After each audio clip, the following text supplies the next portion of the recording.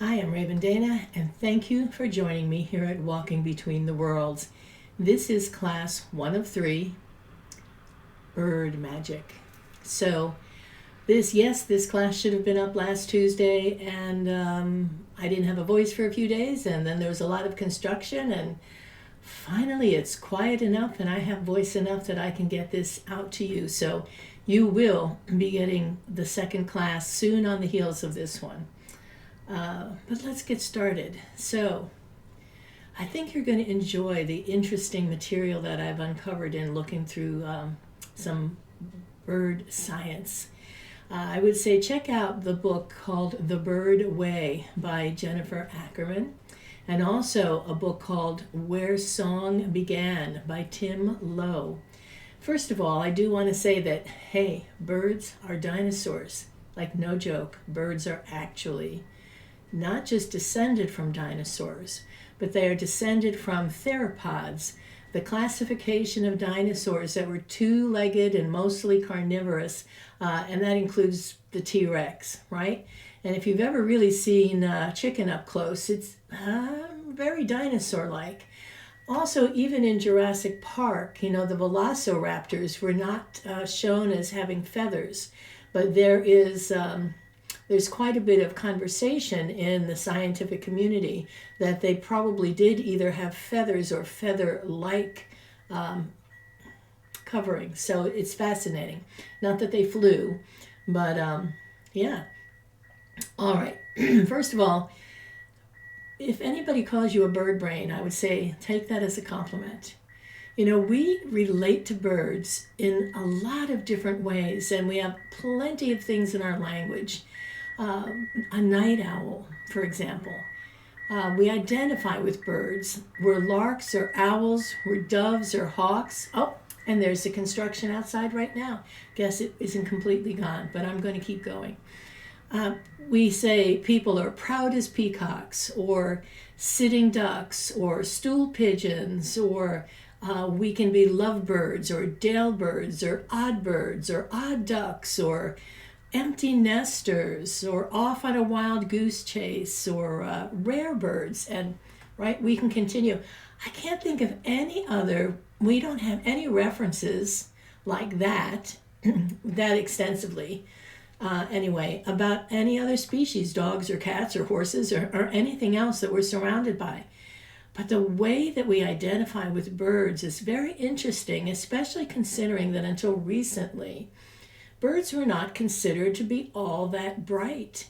Birds were not thought of as being creatures that could use tools, which they can, deceive, manipulate, speak to each other with their body language. They were not considered to be big thinkers, that they couldn't or didn't have the capacity to really formulate ways to collaborate with each other. And we know none of those things are true. They do use tools. They do collaborate. In fact, diversity among birds is unlike any other species of animal. They cooperate and collaborate and communicate on a level once thought impossible for birds. Songbirds, by the way, originated in Australia, and they spread out across the globe in waves. To name a few, American robins, sparrows, mockingbirds, finches, all evolved from the birds of Australia. Now, it was once thought that only male birds sang. It's a fascinating thing that, of course, it was female scientists, the female ornithologists, that discovered that, of course, female birds sing, and eventually went on to prove that fact. And one of the most remarkable things about some species of birds is that not only do they, both male and female, sing, but they sing duets, and they sing complex duets. They trade phrases back and forth. A mated pair can trade phrases, change and match the intonation and the rhythm of each other's voices. And science has shown that their brains actually synchronize when birds are singing duets. that there are neurons in the brain that are their brains that are associated with vocal tones that operate as one when the two birds are singing, which I think is fascinating. And it also is a reason why it took quite a while for the scientists to discover that the females also sang, because when a mated pair sings a duet, it's often almost impossible for the listener to tell that they're going back and forth, to tell that the song is moving. It sounds like a single singer. So it's a very interesting and fascinating thing. And as a singer and vocalist myself, I can tell you that there is definitely some magic that happens when you're in sync with someone, when you're accustomed to singing with someone and you're singing harmony or you're trading lines.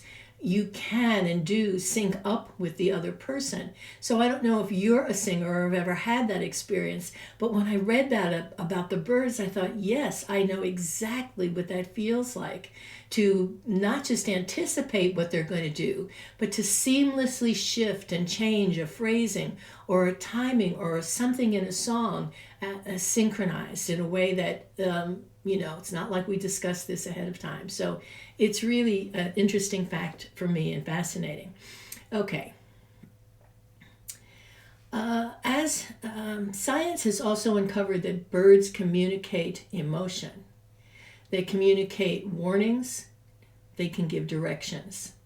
They can deceive each other. They can strategize. They use tools.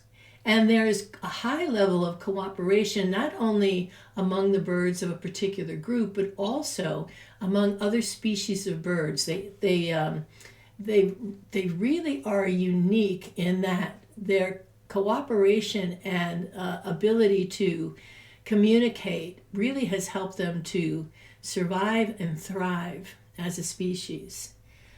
Not only do they cooperate between species, they also demonstrate in their behavior altruism and culture and play.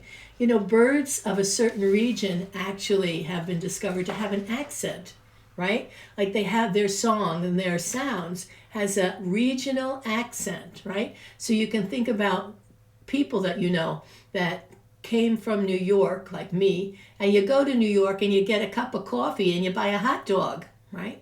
Or if you're from Boston, you park the car and you tell your father where you're going, right? Regional accents are also true for birds. Fascinating. I didn't know that.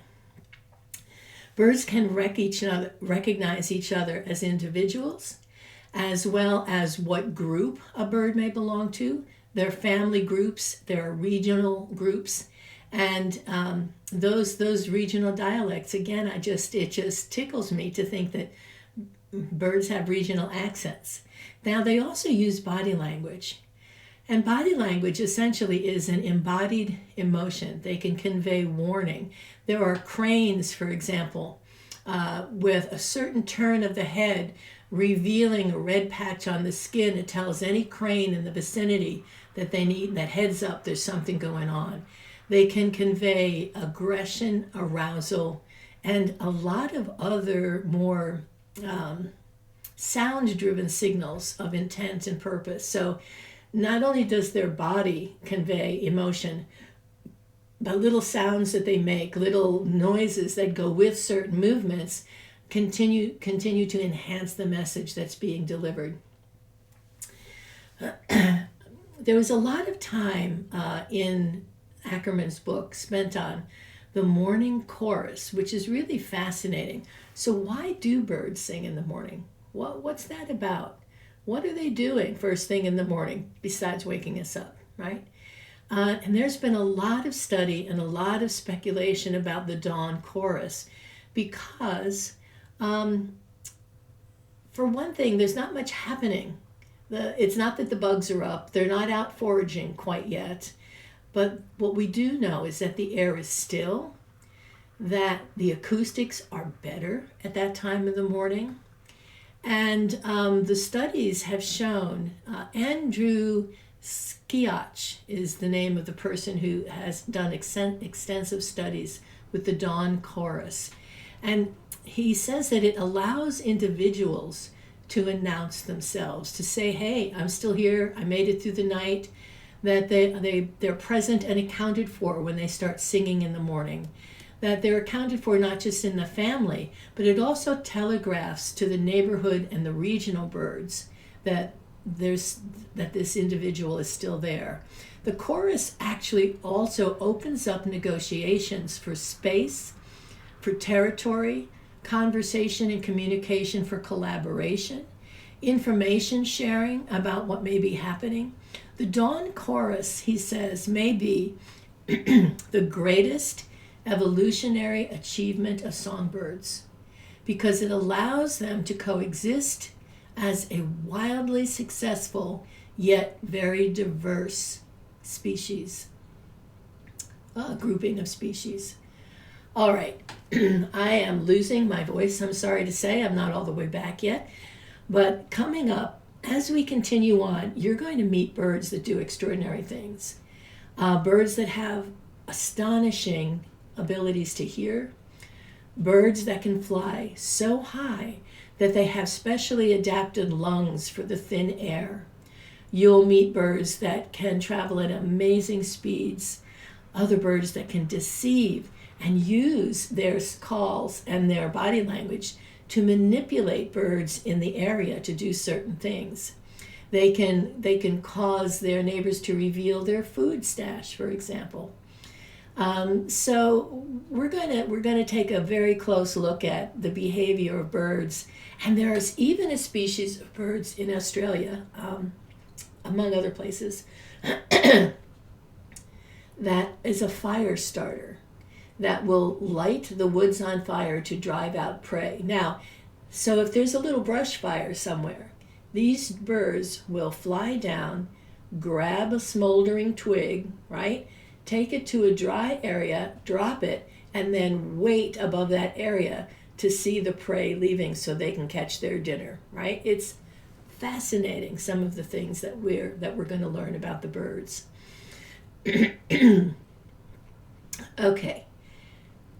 As your class 1 assignment, listen to bird sounds. Google up the bird sounds in your neighborhood first so you're familiar with what you're hearing. And then go stand outside. If it's warm enough, go for a walk around the block. Listen to your neighborhood birds at the same time each day for at least 3 or 4 days in a row and see what you notice. Can you recognize the kind of birds that are in your neighborhood without looking up? Can you start to recognize individuals after a while? I think you'll notice that you can. After a few days, see if you can pick out individuals. What happens if they see you? Do they hide? Do they shriek out a warning call? Do they fly away? Do they warn others? Now, feed them and see what happens next. Do they get a little friendlier? Do they recognize you? Birds, we know, many species of birds can recognize human faces, and they absolutely recognize each other individually as individuals. That's Joe, that's Martha, however they do their bird identifying names, I don't know, but you get my point. They're far, far smarter than we ever gave them credit to be. So again, anybody calls you a bird brain, that's a compliment. Your assignment again, listen to birds, look up some bird calls, hang with the birds in your neighborhood, see if you can identify the calls, then see if you can identify individuals, throw out some bird food and see what happens next. Have an interesting time, have some fun, relate to the birds, and ask yourself the question, what kind of bird am I? Am I a night owl? Am I a lark? Am I an empty nester? What am I? If I were a bird, what might I be? So get ready to have fun. We're going to have 2 more weeks of this class. This was your introduction today, and throwing out a few conversations there for you to play with. And I shall be back within a few days with part 2. So please don't be discouraged that the class was a week late starting. I will get everything all caught up And like I said, trying to talk, trying to get rid of the noise of what's happening outside my front of my house, and we will carry on. Please remember that if you would like to have notes and links that follow the material of the class, you must email me. I need your email address to do so. The class is free and donations are welcome. So whatever you'd like to do, just let me know. If you have a question, let me know. We will also go into some of the more spiritual, mythical, and also some of the superstitions around birds. What does it mean if you see a cardinal? Some people think it means one thing, some people think something else. What does it mean if you get a bird in your house? So we're going to take a look at all of those things. So ask the people around you. See what they say. See what bird superstitions and myths you can come up with. And then we'll compare notes when we talk next time. Have a great week, and thank you for tuning in to Bird Magic, Class 1 with Raven Dana. See you again soon. Oh yes, and there will be a meditation to follow. Bye now.